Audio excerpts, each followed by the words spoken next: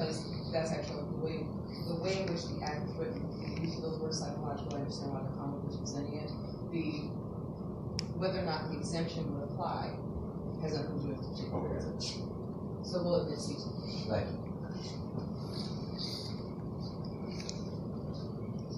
Now, Dr. Johnson, in addition to speaking to groups around the world, you've also spoken on some radio shows. Yes, sir, all the time. And one of those is called the Breakfast Club on Power 105 out of New York City. Yes, sir. All right. I'm going to show you a video clip. Appreciate some. Sorry. You're watching The Breakfast Club. Morning, everybody. It's DJ NV Angela Yee. Show me the guy. We are The Breakfast Club. And guest in the building, Dr. Umar Johnson. Peace and love. Welcome back. Good to see everyone. What's on your mind today, man? All is well. Just came back from China and Japan. Okay. My first visits over there, speaking with the African China and Japan. Spent a week in Japan. So in America, we have a civil rights culture. At the beginning of the proceeding, I admonished everyone that I would not tolerate the outbursts. If you cannot control yourself, please excuse yourself at this time. We will give you a moment. Because the parties need that respect. The next outburst, and you will be here. You will be dismissed from the proceeding. The parties deserve the respect and ability to hear what's going on in this particular case. Thank you. So if you need to excuse yourself, don't be embarrassed. I would rather you excuse yourself rather than being embarrassed. You may excuse. Thank you. Dr. Johnson, do you recognize the image that's on the screen there? Yes, I do. Is that a true and accurate copy of your, or image of your website? Not my website, but that's a true and accurate image of the interviews that I participated in at the Breakfast Club in New York City. Okay, all right.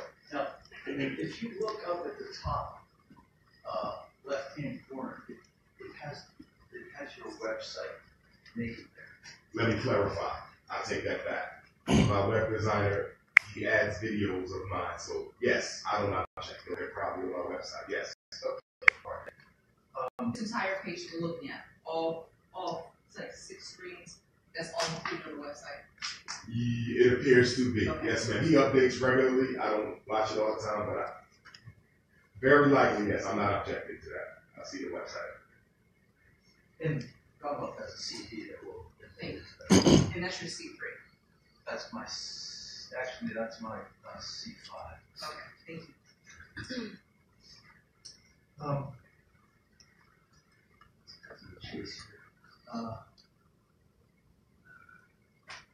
Well, all right. Power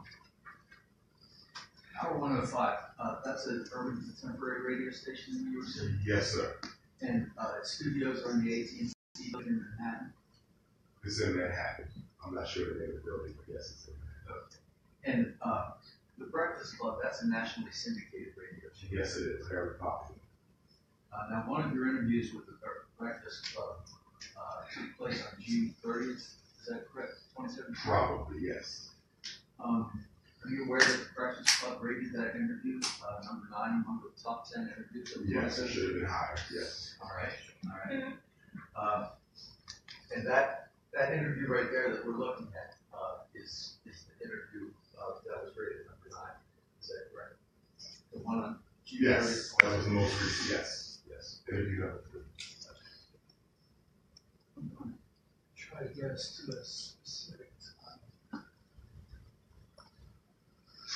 Please bear with me.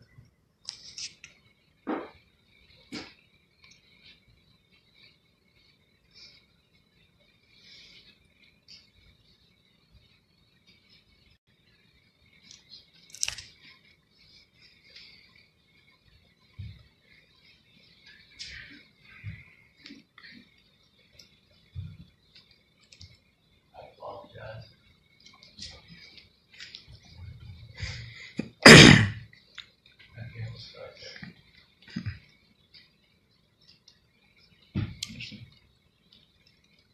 unemployment line. Why? Because the skills that we learn in college are not necessarily marketable to other black people. I'm a psychologist. Ain't you? Do you agree that you call yourself a psychologist then? Yes, I am. Certified school psychologist. And one thing I would like to add, although I understand that it's the state's intent to say that every time I refer to myself as a psychologist, that I am practicing beyond the limits or holding myself as something I am not. The irony in that is whenever I get interviewed, probably even at the beginning of this interview, I always state specifically what I am: certified school psychologist and doctor of clinical psychology. Thereafter, I may refer to myself as psychologist in conversation, but there is never a time when my credentials are not stated forthright. On my website, they're stated forthright. In the exhibit he just gave, it says it right there: certified school psychologist. So when you hear psychologist after I've already said certified school, then it should automatically make sense or be understandable that he's referring to a credential he's already made clear that he had. When I'm at work in schools, they don't call us certified school psychologists every time they refer to us. They call us psychologists. The School District of Philadelphia, psychologists. Chester Upland, psychologists. Anywhere the school psychologist is, we're called psychologists. Nobody regurgitates over and over certified school psychologists. So we're reaching here. Continue, sir.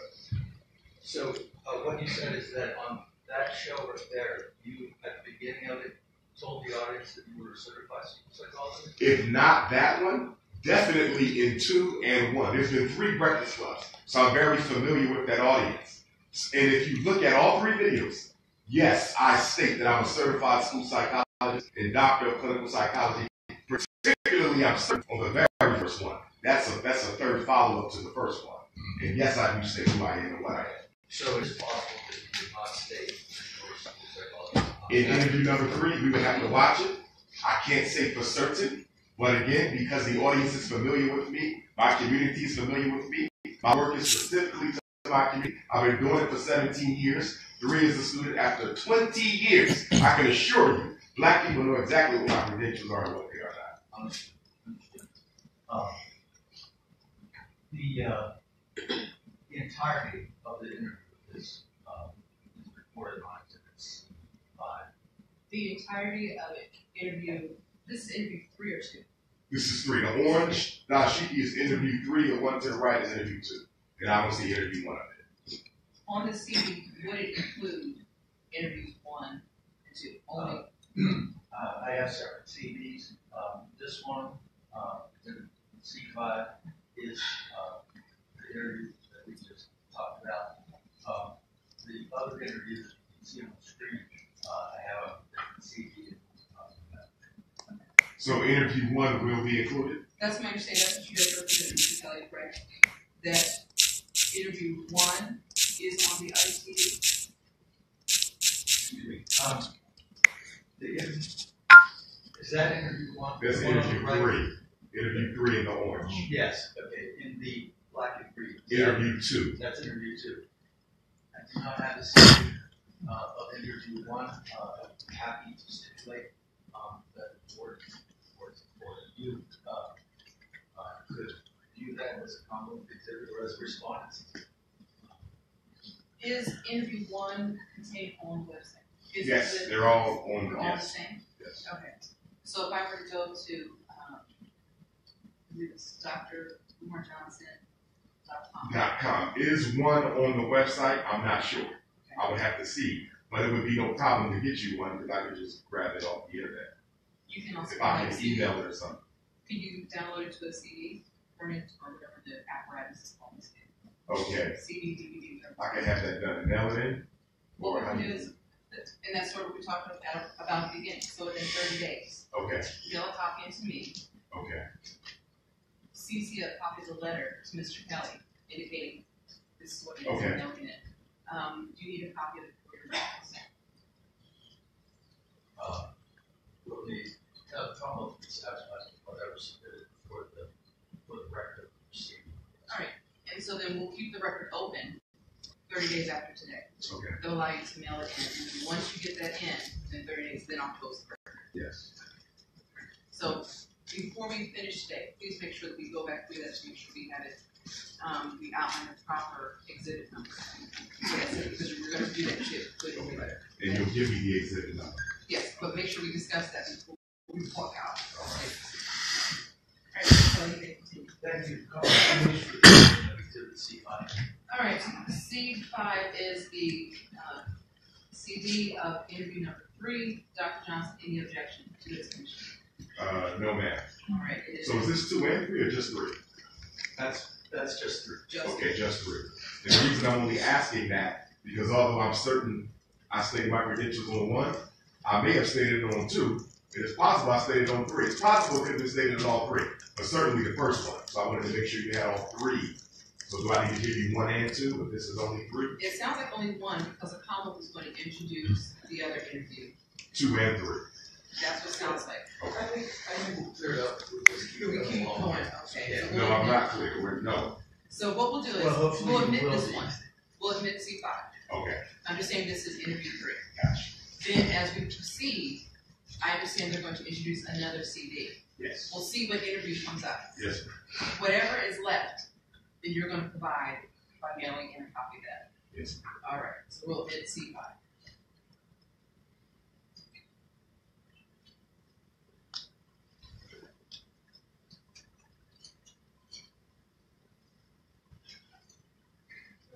Has another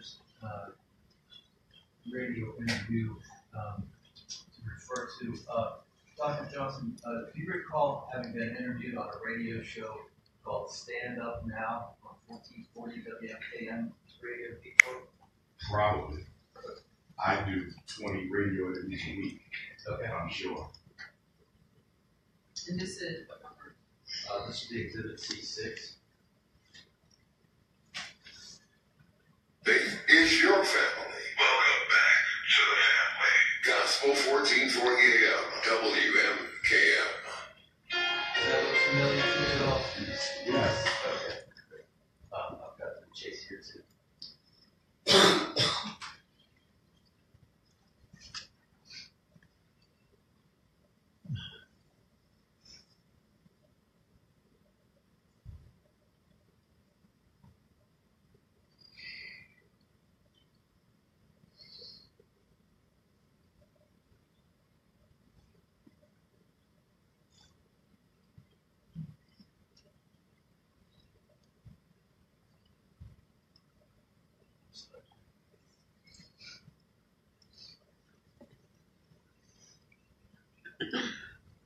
Stand up now, and we all must stand up now. I do believe that we do have Umar Johnson on the line. Good morning. Good morning. How are you? All is well. Thank you for having me. Thank you so much for joining us. I really appreciate you and LaDonna, so make sure you tell LaDonna, and I hope she's listening, that we thank you. Dr. Umar, tell us a little bit about who it is that you are, for those of us who don't know. Certainly. I'm Dr. Umar Johnsons. I'm a certified school psychologist, certified school principal. I'm in private practice here in Pennsylvania, Philadelphia, Pennsylvania, where I evaluate children for special education, disability, determination.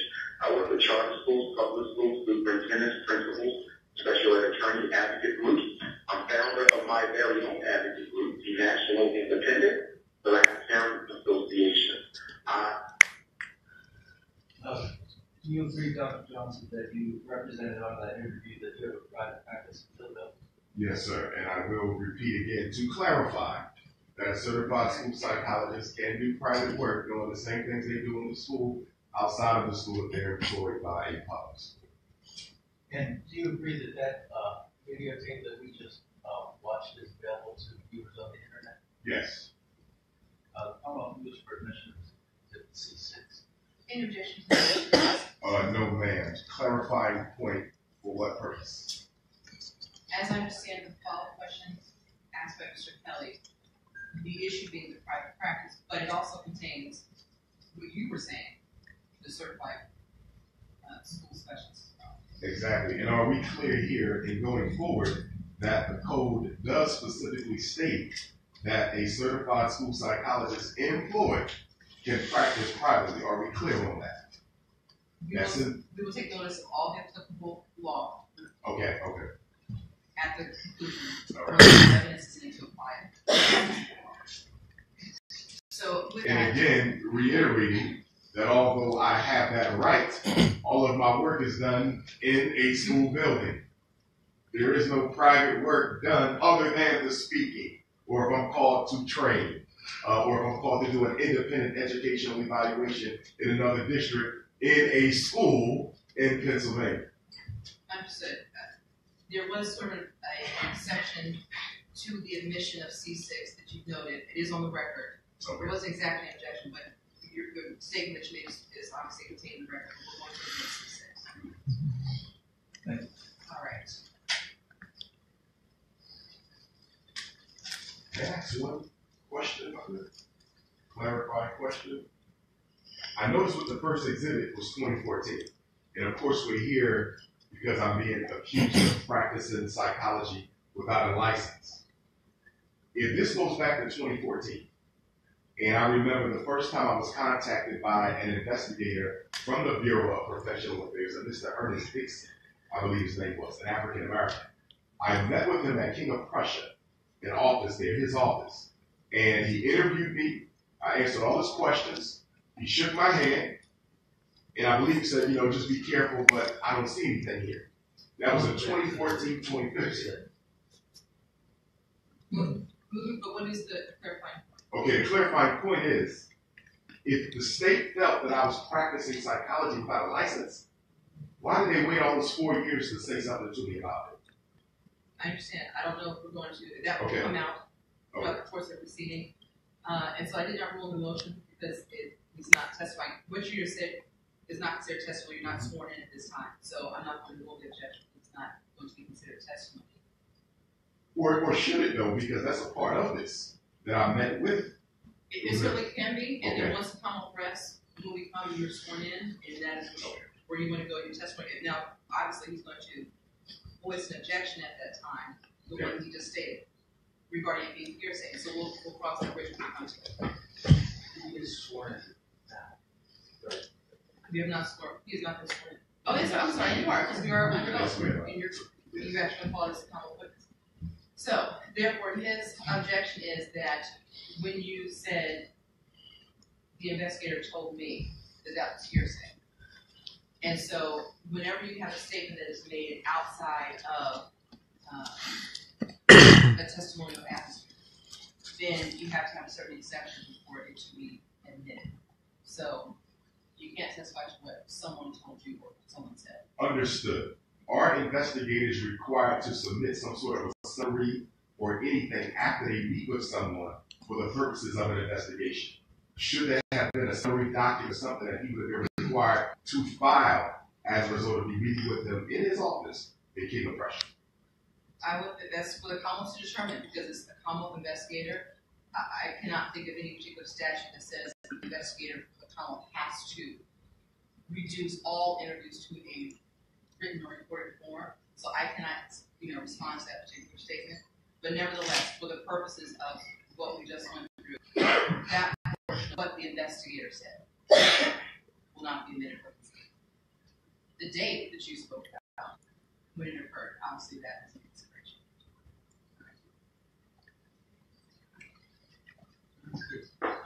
consideration. Next, the Commonwealth has exhibit C7, which is another recording from the Breakfast Club. That's on response. You're watching The Breakfast Club. Morning, everybody. It's DJ MV, Angela Yee, Charlamagne the Guy. We are The Breakfast Club. We got a special guest in the building. That's right, Dr. Umar Johnsons. Peace and love. Peace and love, family. All is well. Glad to be back. Now let's get right to it, man. Like everything that's going on, what are the solutions? I think let's discuss the problem. So, what are the solutions? All right. Before I state the solution, I have to challenge you on that. Because although we talk about the problems a lot of people don't understand how the problem operates. I'll give you an example. Take this education. Okay. People know the children aren't learning. They know black boys are not graduating. They know special ed is an issue. They know ADHD is a problem. But they don't know how this operates. They don't understand how the child goes from the classroom into the special education system. Okay. So they have to be taught how it operates, you follow? So we understand that police genocide is a problem in the black community. We understand that structural inequality, disproportionality, i.e. racism is a problem. But do we understand how racism operates? So I think that once you understand how the problem operates and manifests itself, you're now in a position to solve it. Someone comes to me for therapy. Before I do any therapy, what I do, a clinical history.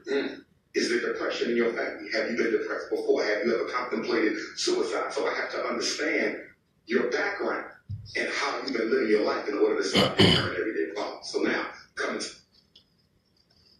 Do you recognize that video? Yes, sir. Is that an image of yourself describing your private practice? Yes and no, because I think the question is going to be about therapy. Well, my question just is that an image of you describing your private practice? No, sir. It's not an image of you describing your No, private practice. and I'll clarify why I can't.